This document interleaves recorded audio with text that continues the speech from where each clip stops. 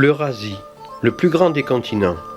D'un côté, la France, avec ses 550 000 km², et de l'autre, la Chine, immense, 18 fois la France. Mais la Chine est un monde à elle toute seule, divisé en régions, provinces et départements autonomes, le tout sous l'autorité de Pékin. Presque à l'opposé de la capitale, le Yunnan, frontalier avec la Birmanie, le Laos et le Vietnam. C'est l'une des provinces les plus attrayantes de la Chine, par la variété de ses paysages et celle de sa population, avec près de la moitié des minorités ethniques de la Chine. Kunming est la capitale du Yunnan, la grande porte d'entrée pour les étrangers. Le premier contact est plutôt déroutant. Tour d'acier, de verre, de béton, Kunming n'échappe pas à la vague d'urbanisme bétonné où les immeubles rivalisent de hauteur, signe apparent de puissance pour abriter banques et hôtels d'État.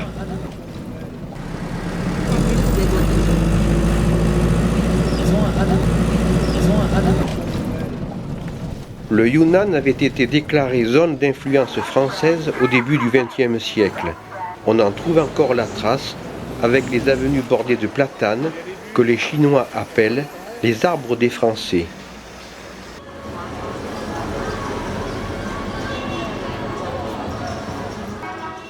Les constructions modernes sont sûrement synonymes de progrès pour les habitants de Kunming, mais pour les visiteurs occidentaux, cela veut surtout dire que le charme de la vieille ville est menacé.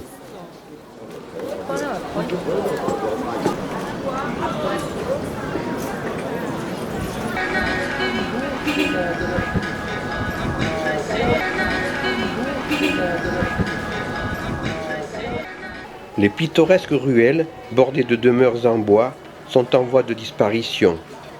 Celles qui restent sont déjà regardées comme des vestiges historiques qui, dans les 10 ans à venir, auront succombé sûrement sous les assauts des bulldozers. Mais aujourd'hui, Kunming vaut quand même la peine que l'on s'y arrête.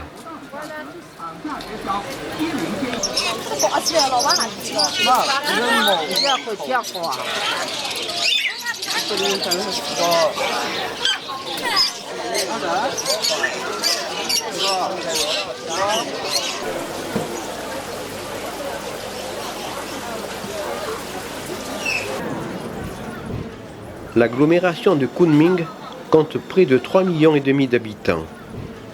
Son essor extraordinaire date de la grande exposition internationale d'horticulture en 1999. Son aéroport, construit à cette occasion, figure parmi les 5 plus grands aéroports internationaux de la Chine. Il est desservi par plus de 50 lignes régulières.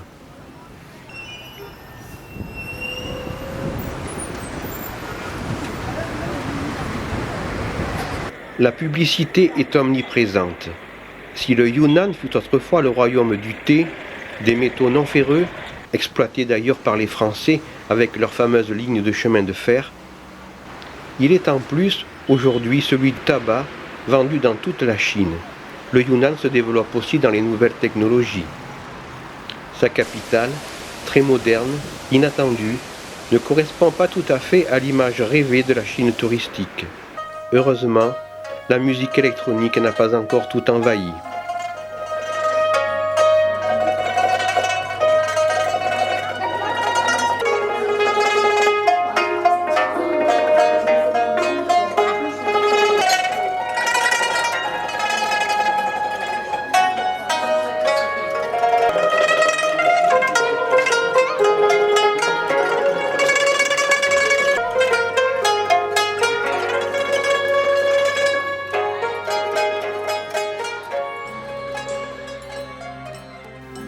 Kunming est situé à côté du lac Diyan, un grand lac de 40 km de long, dominé par l'ensemble des monts de l'Ouest.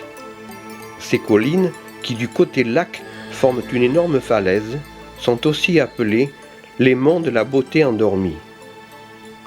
On accède à leur sommet par un télésiège ou par de très nombreux escaliers. Entre 1781 et 1835, un moine taoïste et ses compagnons se sont accrochés à la falaise pour creuser tout un ensemble de couloirs et d'oratoires. C'est sous la protection du dieu de la longévité que s'ouvre la porte du dragon, une allégorie connue de tous les fonctionnaires d'autrefois en quête d'emploi. 3 statues taoïstes, Guanyu, dieu de la guerre et de la justice, Qixing, protecteur des lettres, Wenshang, dieu de la littérature, sont représentés devant les 8 immortels, personnages légendaires de la mythologie taoïste. Les fumées d'encens ont pour but d'élever vers le ciel les pensées et les actions des hommes. Plus bas, l'oratoire du fonctionnaire habile, dédié à Wanshan, petit fonctionnaire divinisé par l'empereur de Jade pour son équité au travail.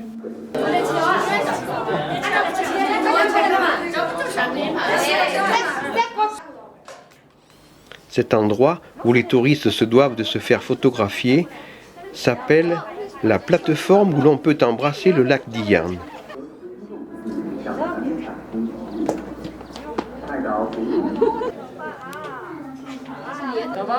Philosophie basée sur l'ordre naturel à ses débuts, le taoïsme a été submergé au cours des siècles par un ramassis de doctrines magiques et occultes qui ont donné naissance à une mythologie originale. Ainsi, l'au-delà est un pays merveilleux, gouverné par l'empereur de Jade et ses ministres, reflet de l'empereur terrestre et de son gouvernement. Ces 2 services ont d'ailleurs des relations très étroites. Un système créé au XIe siècle par un empereur en difficulté, soucieux de donner une dimension surnaturelle à son pouvoir. Non loin du pavillon des 3 Purs, c'est le nom de cet ensemble d'oratoires taoïstes, s'élève le temple du pavillon majestueux. Il a été fondé en 1320 pour abriter une copie du canon bouddhique, le bouddhisme étant ici le bouddhisme Mahayana, celui du grand véhicule.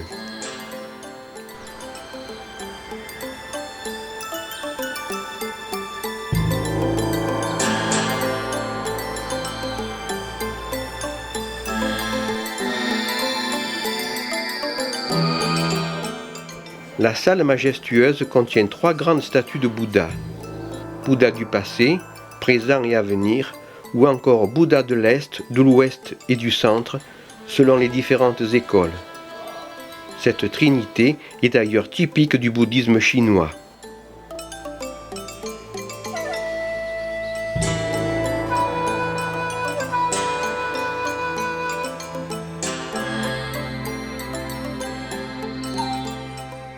Le temple de la splendeur suprême, le plus ancien des temples des monts de l'Ouest, a été fondé en 1306.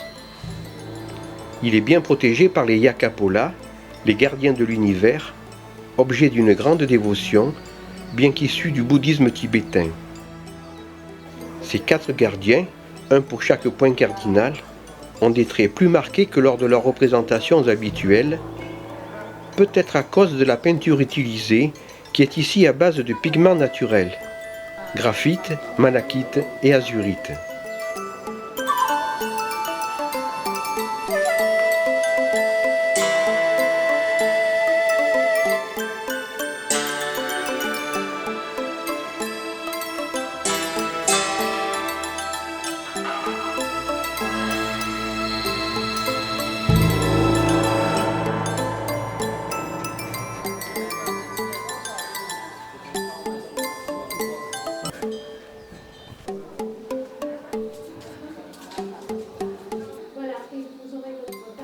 Dans le temple de la splendeur suprême, les statues de Bouddha côtoient celles des immortels taoïstes.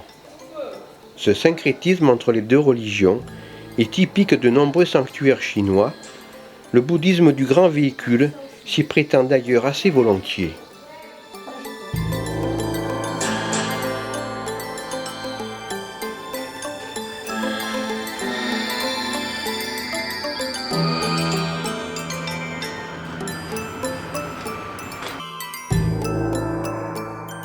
Réalisé en 1671, le Temple d'Or, au nord-est de Kunming, est un petit temple taoïste, reproduction d'un original transféré à Dali.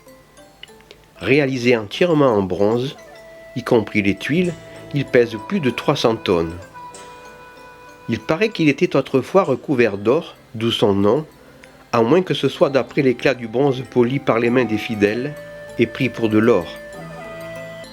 L'oratoire abrite une statue du dieu de l'étoile polaire, symbole taoïste du souverain vertueux. Ce temple fut construit sous les ordres du général Wu Shangyi. Ce général, envoyé par les Mandchous en 1644 pour mater les soulèvements dans la région, se retourna contre l'empereur mandchou et devint un seigneur de guerre rebelle, créant à Kunming l'éphémère dynastie Zhou. Il avait fait du temple d'or et de son parc sa résidence d'été.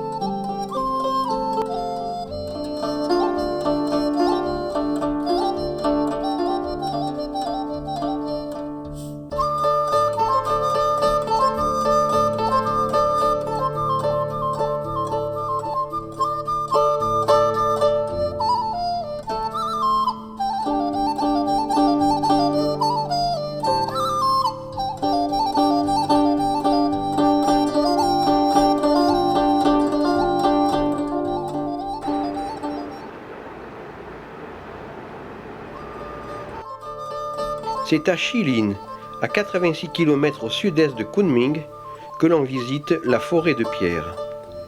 Située à 1750 mètres d'altitude, le site s'étend sur 26 000 hectares, dont seulement 80 ont été aménagés. Ces formations d'origine karstique, dont la plus haute atteint 30 mètres, ont été modelées dans le calcaire par une lente érosion due aux pluies acides. Des fossiles d'animaux marins trouvés dans la roche confirment d'ailleurs que cette forêt fut jadis immergée il y a 270 millions d'années. Ce sont les Sani, une branche de la minorité ethnique des Yi, qui habitent les villages près de la forêt de pierre. Les jeunes femmes, dans leurs costumes identitaires typiques, servent de guides aux nombreux groupes de touristes chinois.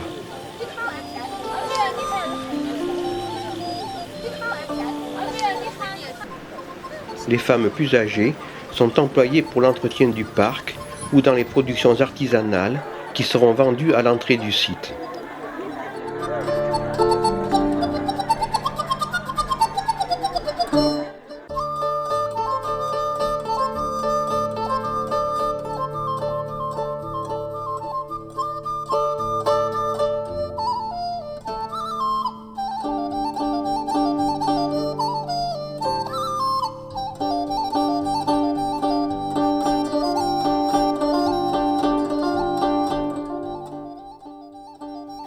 Ces hommes habillés de rouge ne sont pas des guides, mais des touristes habillés de leurs costumes de fête, appartenant à la minorité des Yi noirs que nous retrouverons à Lixiang.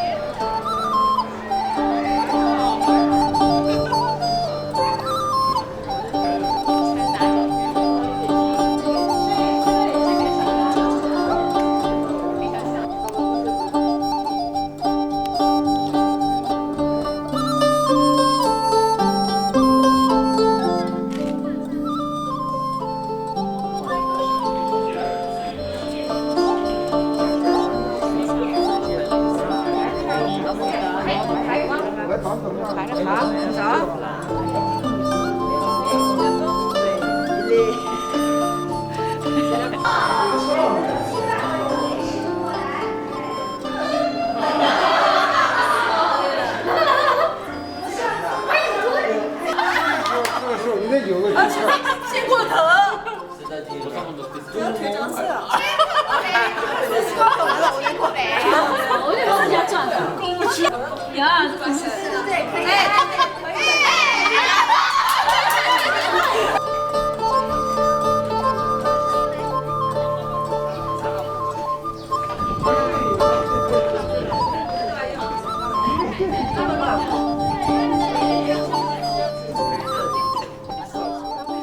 La légende veut que les 8 immortels du panthéon taoïste, ceux qui incarnent la jeunesse, la vieillesse, la richesse, la pauvreté, la roture, la noblesse, la féminité et la masculinité, aient découpé la montagne en labyrinthe pour offrir une cachette aux amoureux.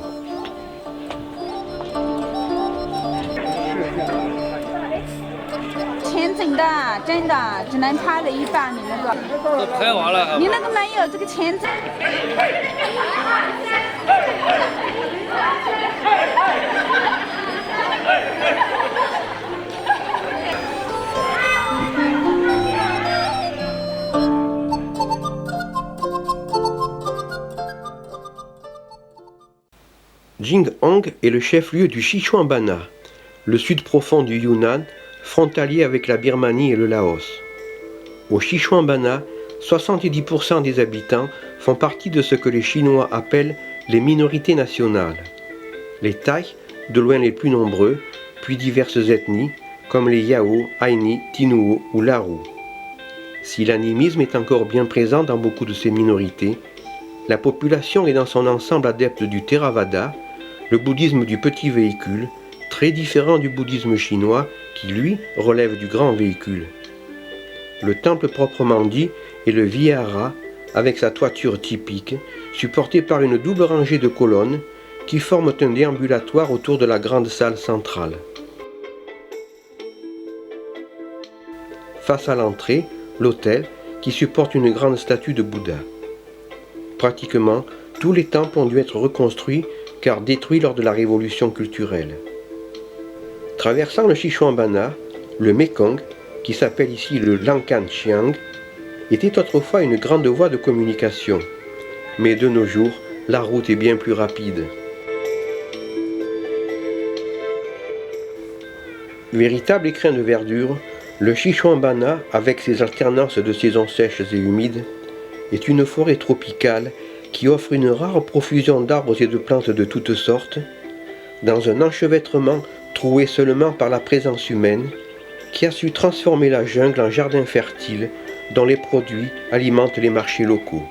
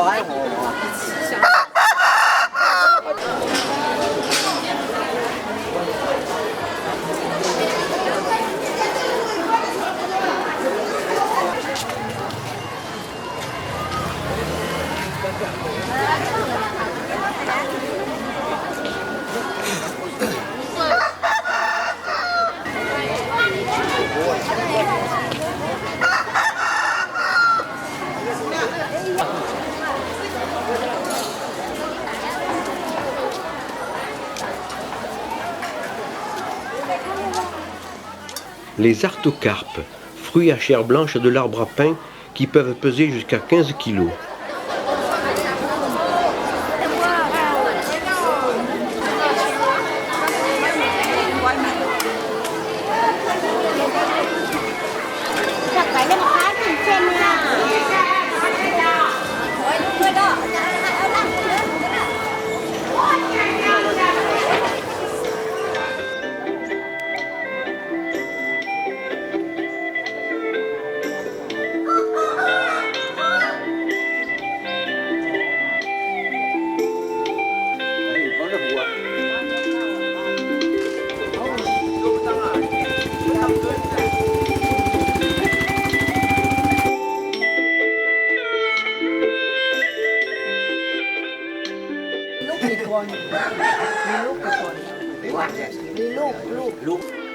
Bâties sur pilotis, les maisons de taille ont un rez-de-chaussée non clos pour servir des tables.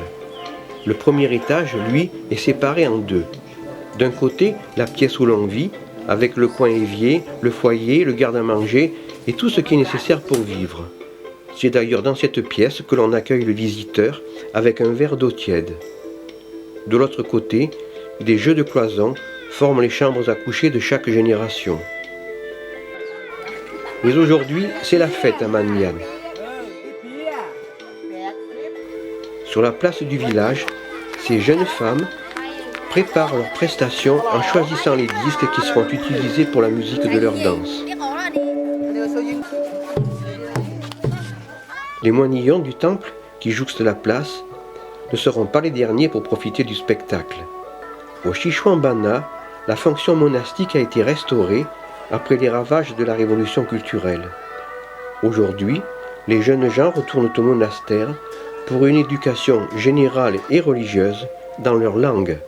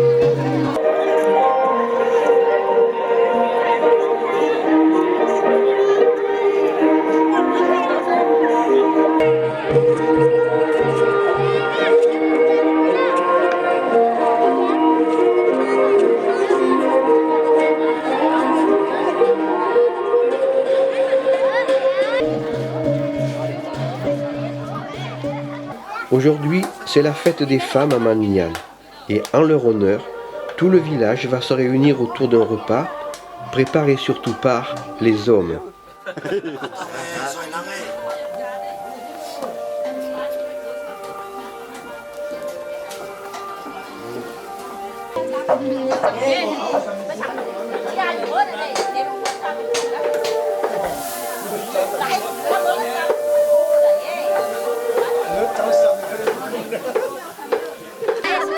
Maintenant, c'est au tour des mamans des danseuses précédentes d'entrer dans la danse en attendant que le repas soit prêt.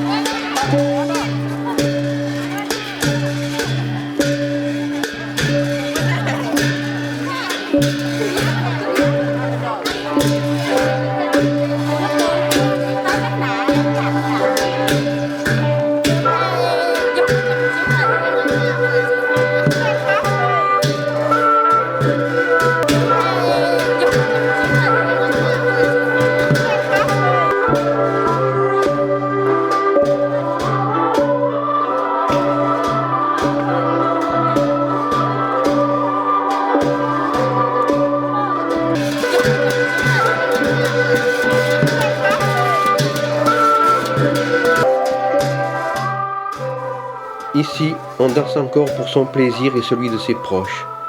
Mais pour combien de temps encore ?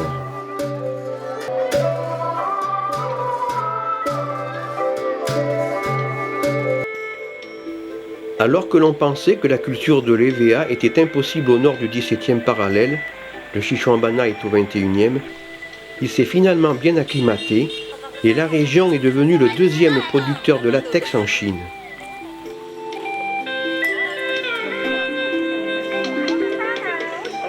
Le Xishuangbanna est renommé pour l'extraordinaire richesse de sa végétation tropicale.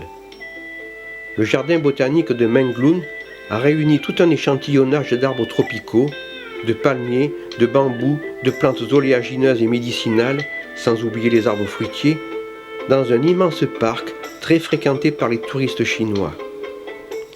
Des chercheurs de l'Académie des sciences de Chine travaillent d'ailleurs activement à la préservation des ressources botaniques de la région.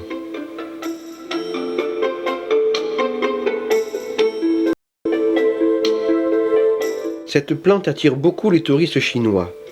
Certaines de ses feuilles auraient la propriété de réagir par de petits mouvements aux airs des mélodies que l'on chante près d'elle.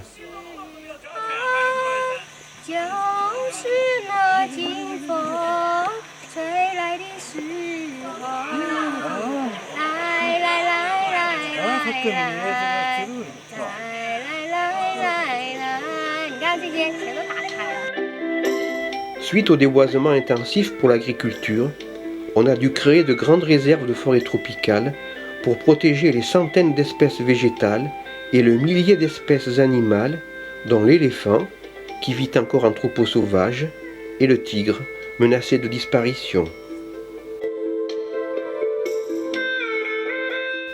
Les Leux qui vivent au Xishuangbanna sont un des 3 grands groupes de la minorité thaï, apparentés à ses voisins immédiats de Birmanie et du Laos. Avec les Teux, les Pong et des groupes plus petits, ils forment des sous-minorités qui se distinguent par des détails vestimentaires, en particulier par l'emplacement de la partie colorée sur le corsage ou la jupe. On devrait plutôt dire qu'ils se distinguaient car de nos jours, seules les personnes âgées portent le costume traditionnel.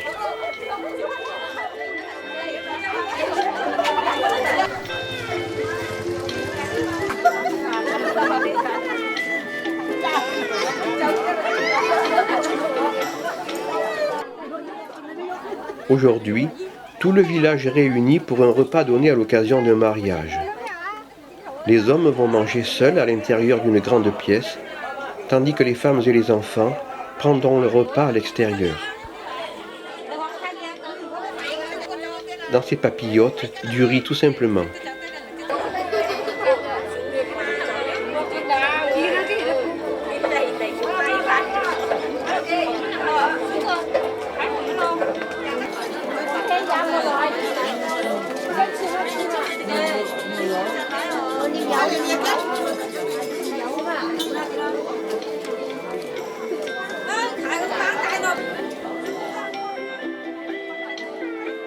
ce sont des fils d'argent qui entourent les coiffes de ces dames.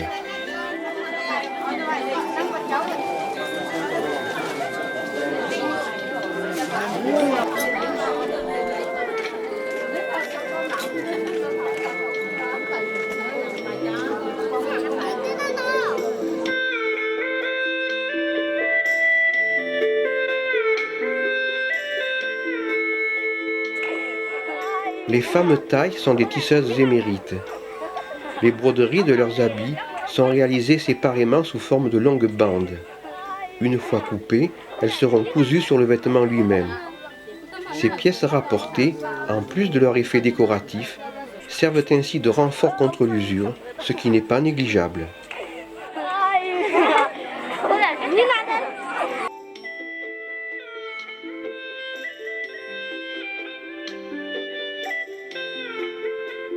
De toutes les plantes du Sichuan-bana, la plus célèbre est sans aucun doute le thé, dont il serait originaire. De la famille des camélias, le théier peut d'ailleurs atteindre la taille d'un arbre à l'état sauvage. Les petites feuilles vertes, qui doivent être cueillies avant 10 heures du matin, peuvent être consommées comme un légume, sous forme de choucroute, mais surtout comme boisson, avec toutes sortes de préparations. Thé fermenté, semi-fermenté, parfumé ou torréfié par exemple. On le compresse encore sous forme de briques qui sont très utilisées au Tibet. C'est du Sichuan-bana que vient le fameux thé Pu'er. Jinzhen est un petit village à l'ouest de Jinghong.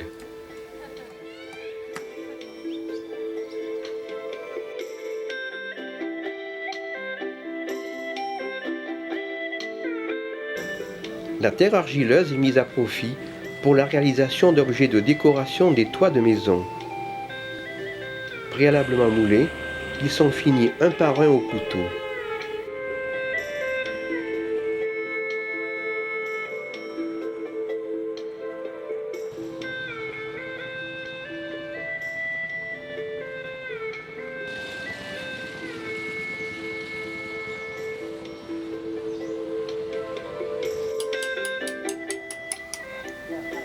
Une fois vernis, ils seront ensuite cuits au four, puis expédiés ou vendus dans les marchés locaux, comme à celui de Mengai.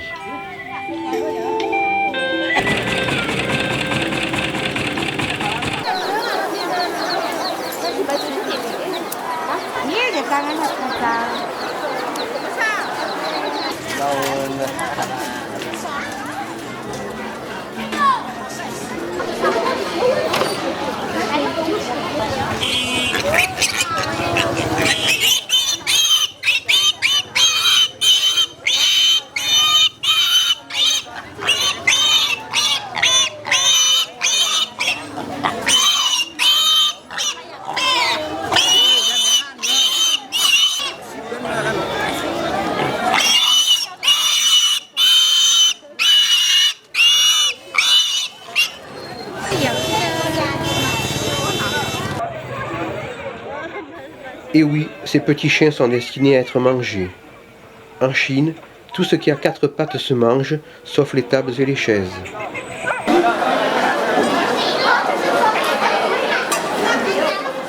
De même, on dit aussi qu'en Chine, tout ce qui vole se mange, sauf les avions. Et tout ce qui vit dans l'eau se mange, sauf les sous-marins.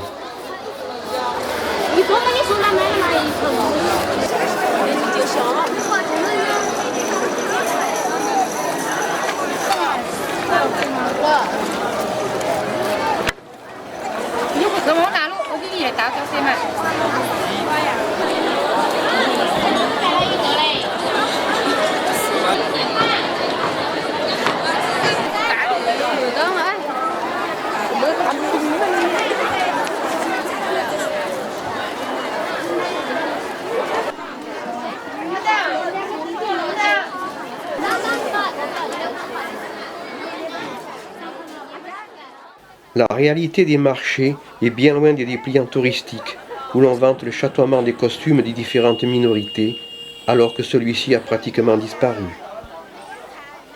Seules quelques personnes portent encore, et seulement, la coiffe de leur minorité.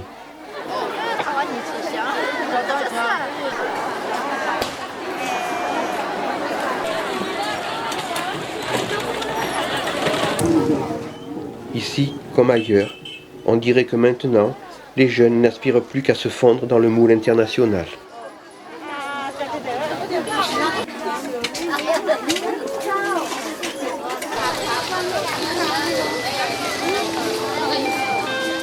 Jinzen est renommé pour son temple qui relève évidemment du Theravada, le bouddhisme du petit véhicule. Le stupa doré, symbole bouddhique par excellence, trône à côté du vihara, dont les murs extérieurs sont un grand catéchisme bouddhique en bande dessinée.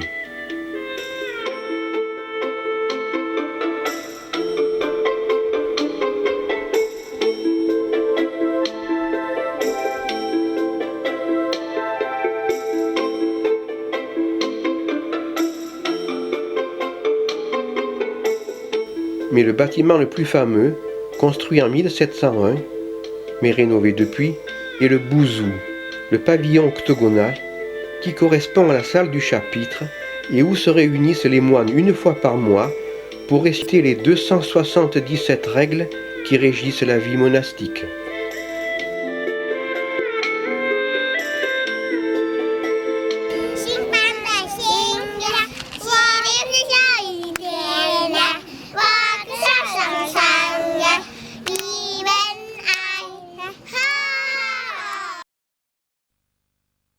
À 700 km au nord du Sichuanbana, Dali, ancienne capitale d'un petit royaume, était une halte réputée sur la route méridionale de la soie.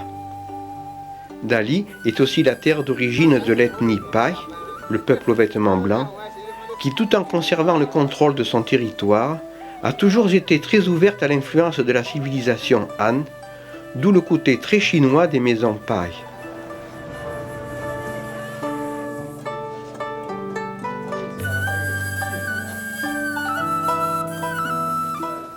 Au IXe siècle, les souverains de Dali adoptèrent le bouddhisme Mahayana, qui connut un immense rayonnement. Les 3 pagodes, l'emblème de Dali, datent de cette époque. La pagode des 1000 éveils, de plan carré, est la plus haute avec ses 69 mètres et ses 16 étages. Elle faisait partie d'un monastère qui fut détruit par un tremblement de terre. Les 2 autres pagodes, à section octogonale, sont un peu plus tardives car érigées au Xe siècle. Elles ont 43 mètres de haut et 10 étages. Fondée en 1383 sous les Ming, la ville de Dali fut entièrement fortifiée. Quelques remparts et les 2 portes monumentales sud et nord sont les seuls restes de ces fortifications.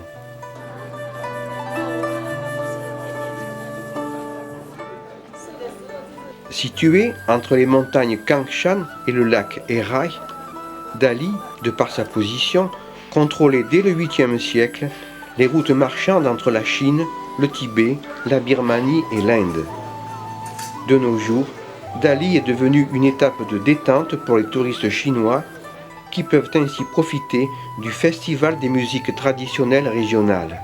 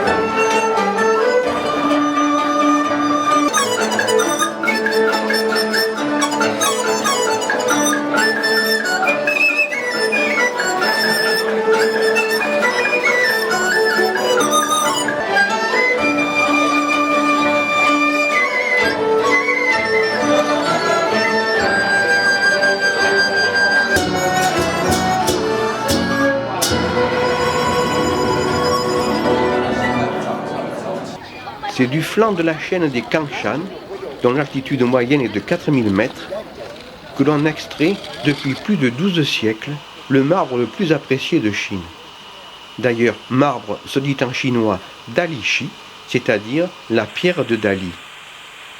Le marbre était d'ailleurs le tribut du royaume de Dali à l'empire Song au XIIe siècle.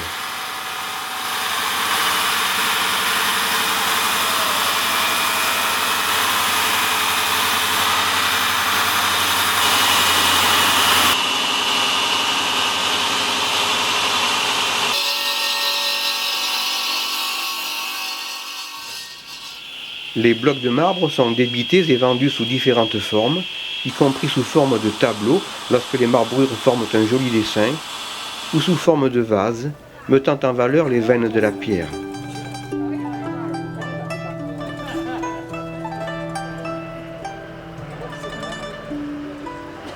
L'oratoire de Guanyi est situé à 5 km au sud de Dali. Ce temple bouddhique, qui relève du grand véhicule, a été construit sous la dynastie des Ming au XIVe siècle.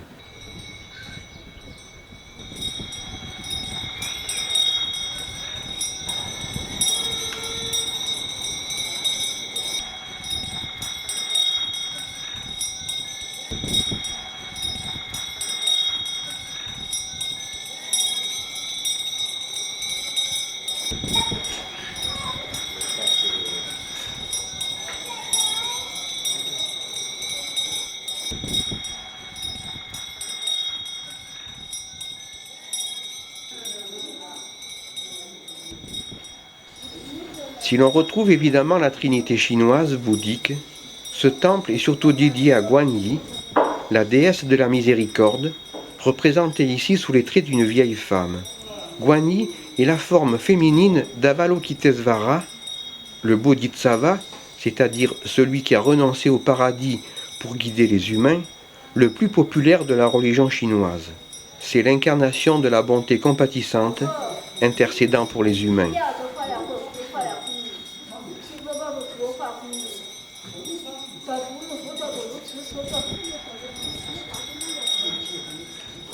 On dit que c'est la déesse elle-même qui aurait placé ce rocher entouré d'eau, qui supporte son oratoire, afin de bloquer une invasion ennemie. La casquette Mao n'empêche pas de prédire l'avenir.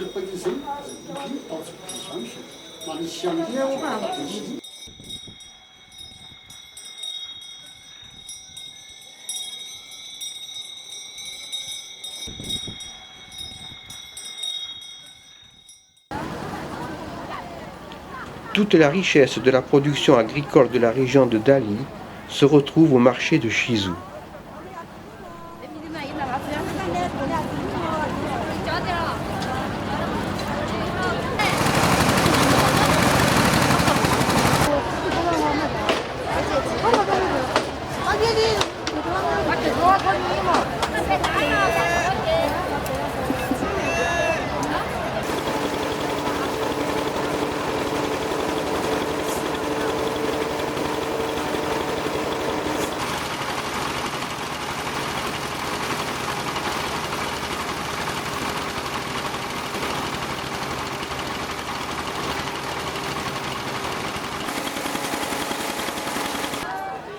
Le lac Erai, Er voulant dire oreille, la forme du lac, et Ai, mer, est très poissonneux. On y dénombre plus de 40 espèces de poissons. La pêche fait vivre les villages alentours, ainsi que la pisciculture, en particulier de la carpe, qui est le poisson de fête de la gastronomie chinoise.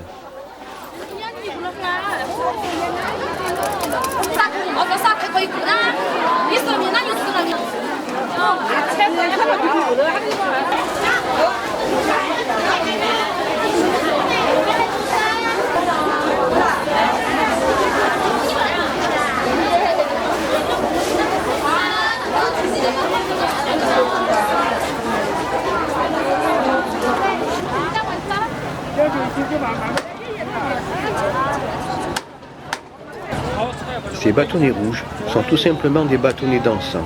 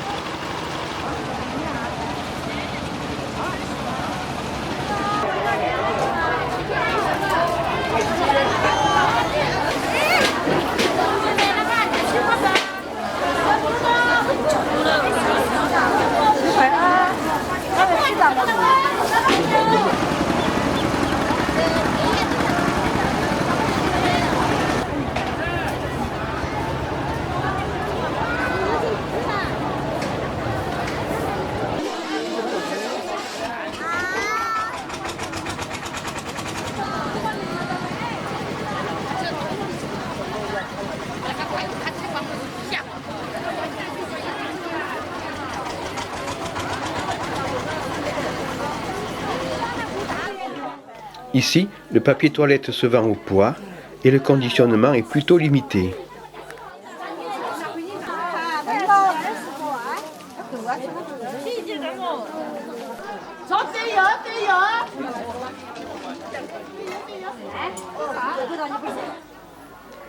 La variété des plantes médicinales est surprenante. On a d'ailleurs l'impression qu'au Yunnan, on mange non pour se nourrir, mais pour se protéger des maladies.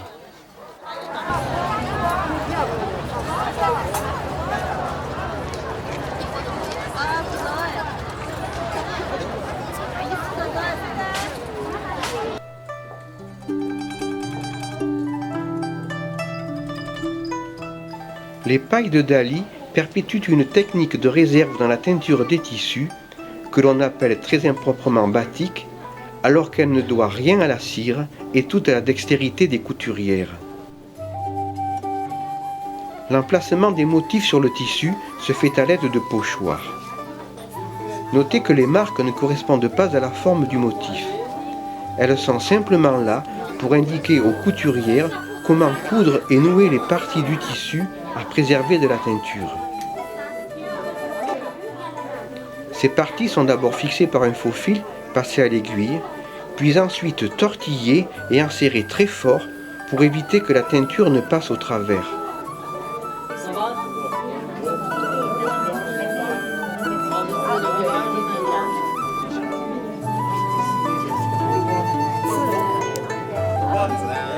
Il est difficile d'imaginer le résultat de ce ballot qui pourtant sera une nappe.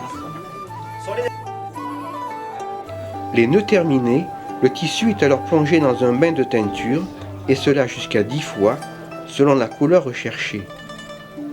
Les tortillons sont vérifiés entre chaque bain et resserrés le cas échéant. Lorsque le bleu obtenu est satisfaisant, la couleur est alors fixée à la chaux. Une fois les tissus bien secs, il faudra couper le faux fil qui enserrait chaque tortillon pour que celui-ci, une fois déroulé, dévoile la partie restée blanche.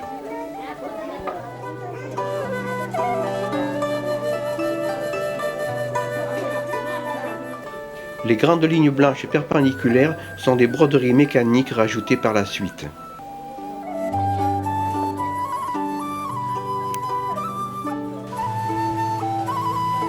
Zhucheng, à 25 km au nord de Dali, est un village entièrement paille. Ce temple est consacré au Benzhou, le dieu protecteur du village, qui est ici un ancien gouverneur de la région du début du XXe siècle et qui a été ainsi déifié. Dans un syncrétisme typiquement chinois, il côtoie Lao Tse, Bouddha Sakyamuni et Confucius, sans oublier un Dharmapala terrifiant issu du bouddhisme tibétain. À droite de la chapelle du Benzhou, le dieu taoïste responsable des concours musicaux, avec ses deux assistants vêtus en lettrés fonctionnaires.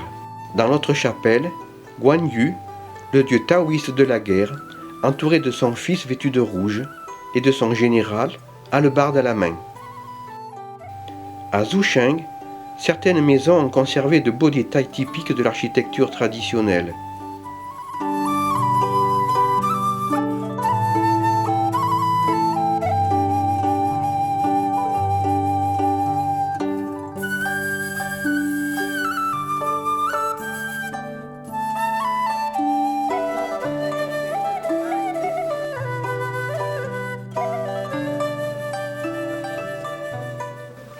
Sur la Grande Place, les hommes se retrouvent pour jouer au mahjong.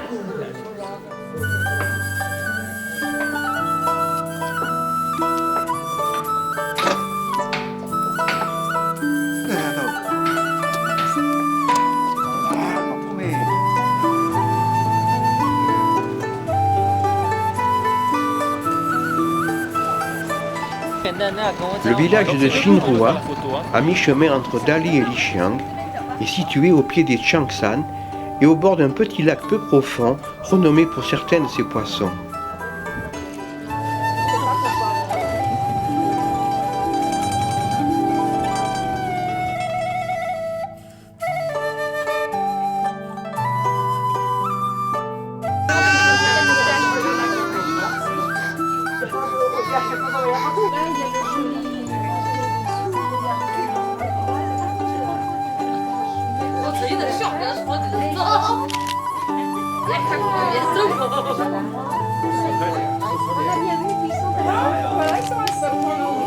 La ficelle plus grasse.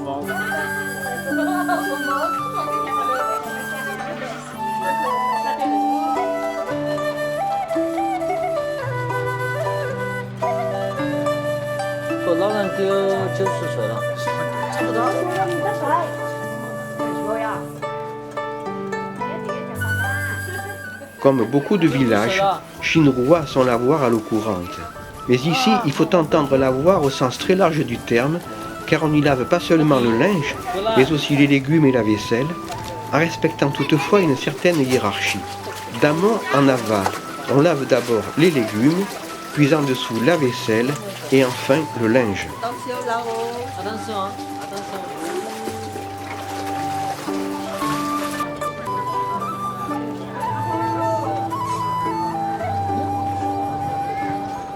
Ces tableaux noirs sont les panneaux d'affichage pour les informations municipales, régionales et même nationales. L'orfèvrerie est la grande spécialité de Xinhua.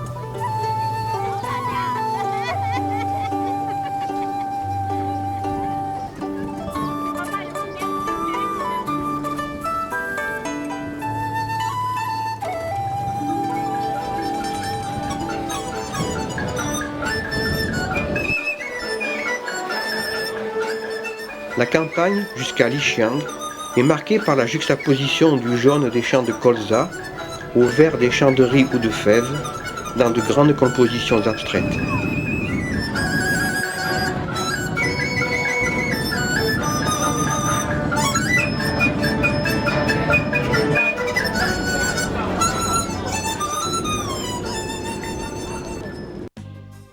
À 600 km au nord-ouest de Kunming, et à 2400 mètres d'altitude, Lixiang s'éveille doucement en cette matinée ensoleillée d'avril.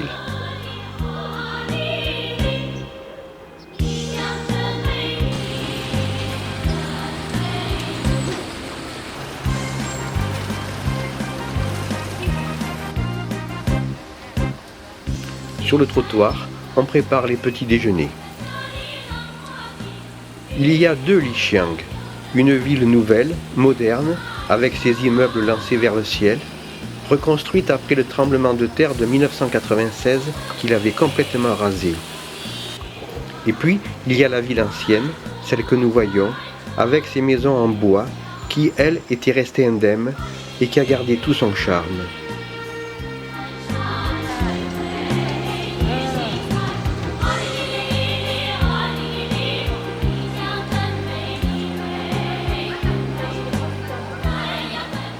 Le vieux Lixiang est surnommé le Gros Encrier à cause de ses nombreux canaux.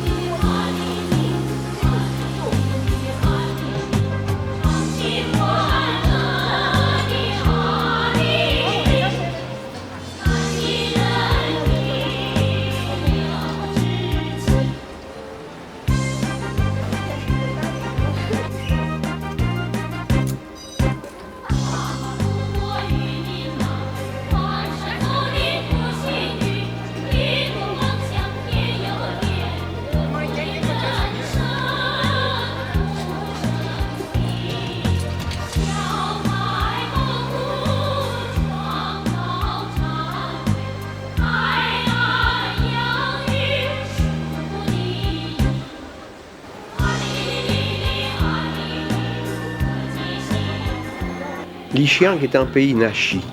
Les vieilles femmes nachi portent encore le costume traditionnel bleu et noir.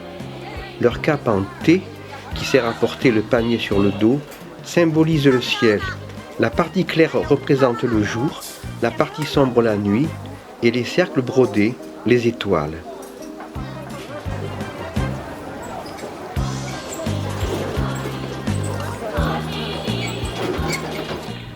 La vie à Lixiang est concentrée dans un dédale de ruelles étroites et pavées.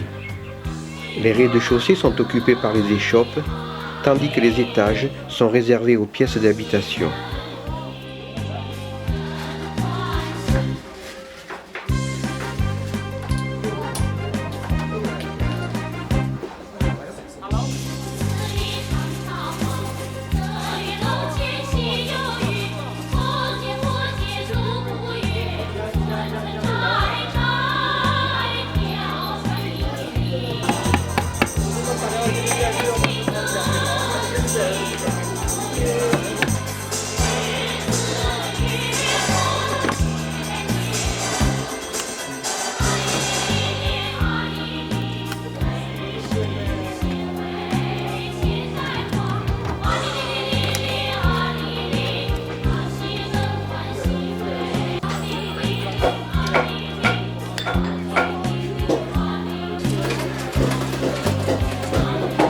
那个贵，那个几百块。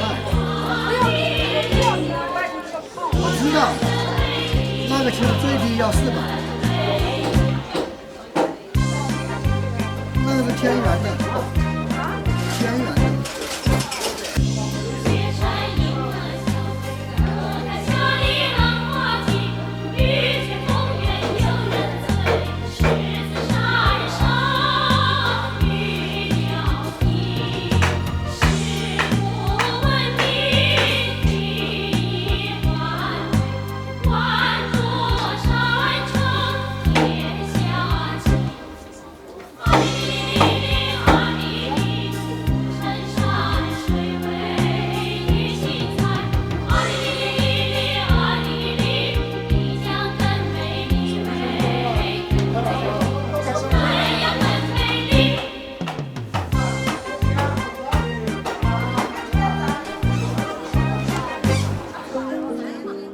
La survie du vieux Lixiang, après le tremblement de terre, impressionna tant l'ONU que l'organisation décida de classer toute la région au patrimoine mondial.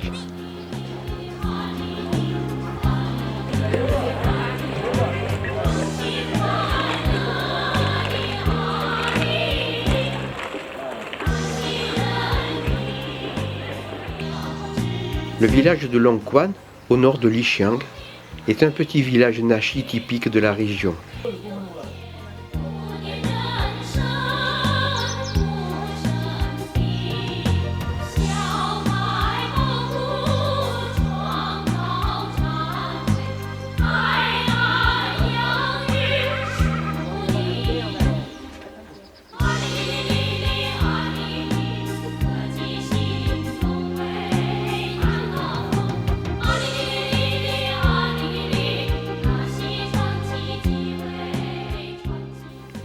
Descendant de nomades tibétains, les Nashi étaient encore organisés, il n'y a pas très longtemps, en société matriarcale. Les femmes maintenaient les hommes sous leur coupe avec des arrangements particuliers. Ainsi, un homme et une femme pouvaient devenir amants sans avoir de résidence commune, chacun continuant à vivre chez soi. Si des enfants naissaient, ils étaient propriété de la femme qui était responsable de leur éducation. Les femmes héritaient des propriétés et c'étaient des femmes âgées qui servaient de juges en cas de différend. Par contre, les dirigeants locaux ont toujours été des hommes. Dans la langue Nashi, un suffixe féminin donne une signification plus large au nom, tandis qu'un suffixe masculin le restreint. Ainsi, pierre plus femme signifie un énorme rocher, tandis que pierre plus homme ne veut dire qu'un petit caillou.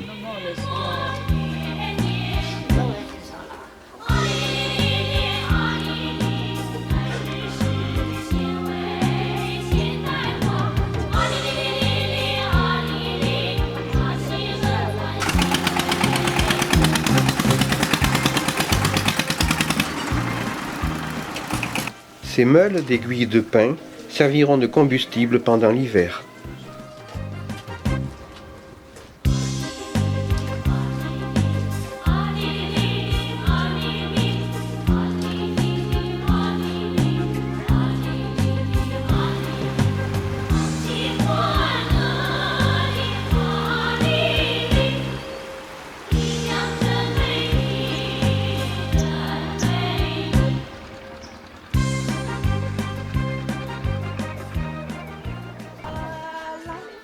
Bécha, à 10 km au nord de Lixiang, était le siège du pouvoir Nashi avant l'invasion des Mongols en 1279.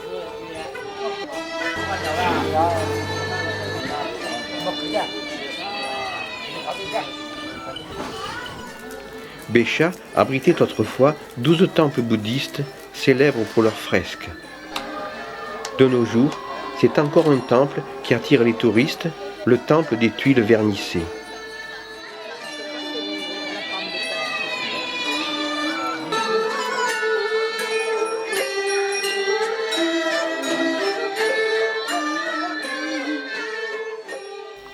Ce temple est célèbre pour sa grande fresque de plus de 15 mètres carrés, représentant Bouddha en prédication, entouré de plus de 100 personnages.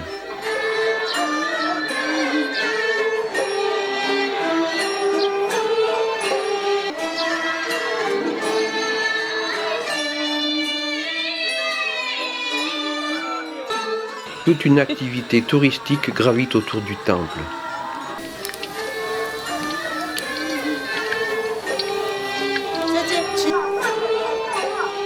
Ces jeunes femmes miaou brodent des cravates dans l'espoir de les vendre aux touristes. Il faut savoir que chaque cravate nécessite plus d'1 mois de travail.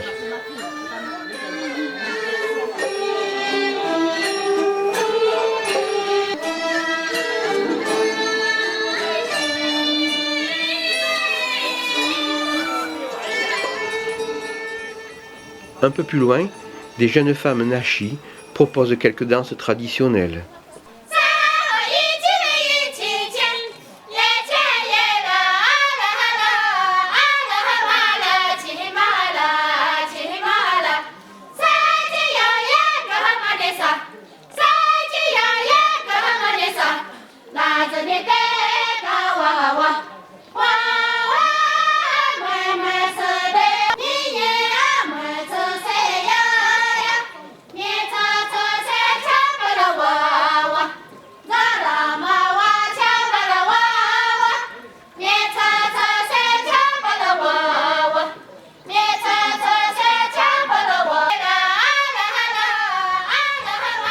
Bécha possède aussi un centre Dongba.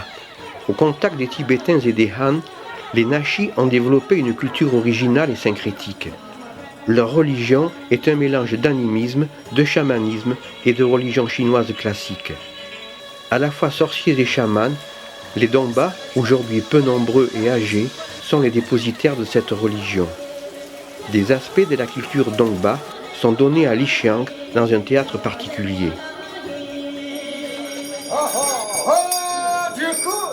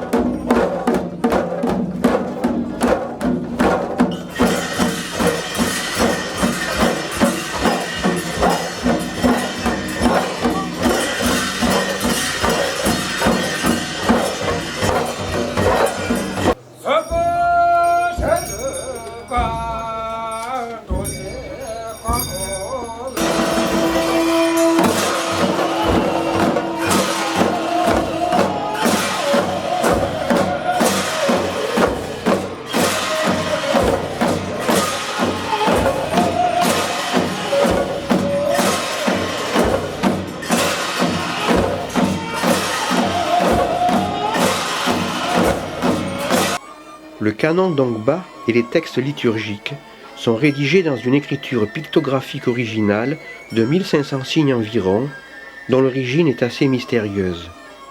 Elle serait vieille de quelques 1000 ans.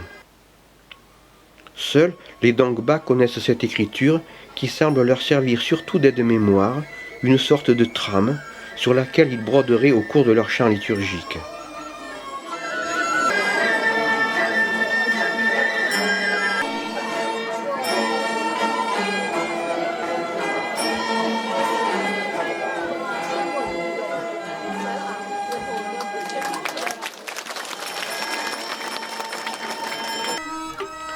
C'est en musique que l'on accueille les visiteurs à la lamaserie de Yufeng, à 13 km au nord de Lixiang.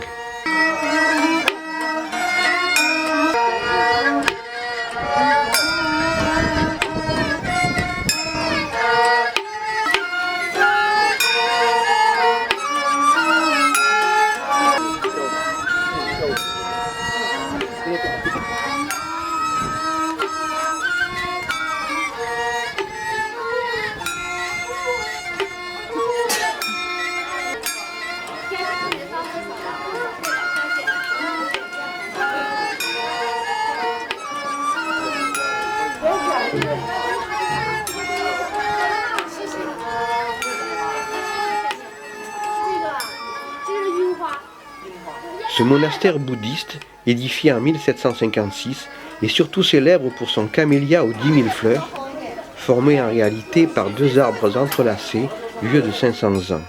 Un moine a risqué sa vie pour l'arroser secrètement pendant la révolution culturelle. Des jeunes femmes, dans la tenue de leur ethnie, ici des minorités tibétaines, posent pour les touristes moyennant quelques yuan.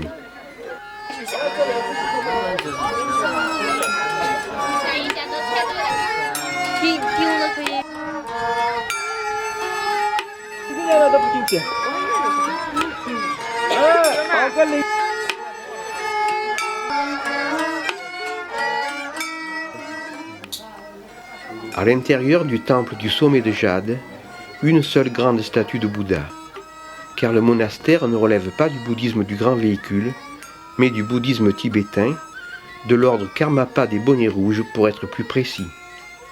Il faut dire qu'ici, le Tibet n'est pas très loin.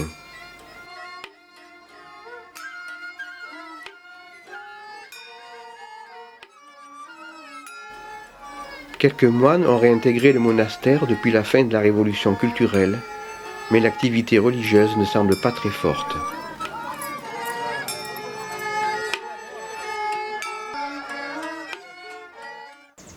L'excursion au mont du Dragon de Jade, qui domine la ville de ses 5500 mètres, fait partie de la visite de Lixiang.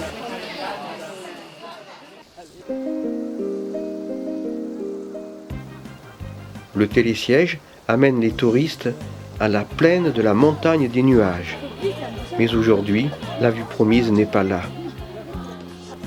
Par contre, les Yi noirs de la région sont au rendez-vous pour vendre les costumes de leur ethnie aux touristes, ou tout au moins les louer le temps d'une photo.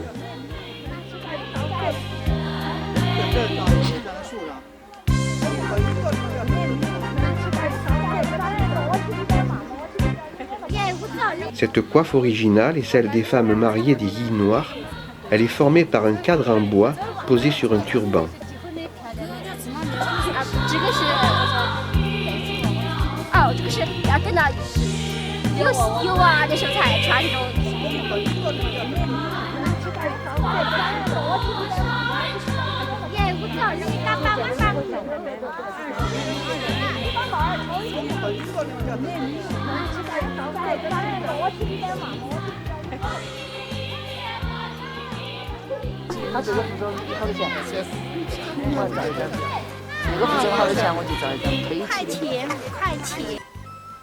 À l'extrémité de la plaine des nuages, des jeunes filles nachies et tibétaines exécutent quelques danses pour remplir leur escarcelle.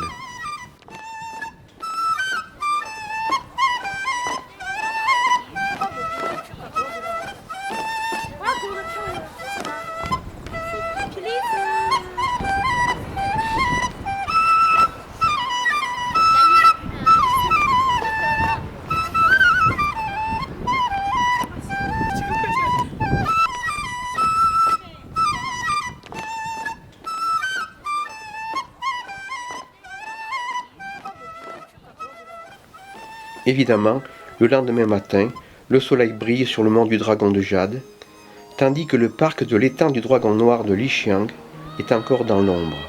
Le pavillon pour attraper la lune a été reconstruit en 1962, car l'original, qui datait des Ming, avait été détruit en 1950 par deux amoureux qui s'étaient suicidés par le feu. Le pavillon des 5 phénix faisait partie autrefois du monastère Fuguo, aujourd'hui disparu. Il a été transporté ici à la fin des années 70 et transformé en musée.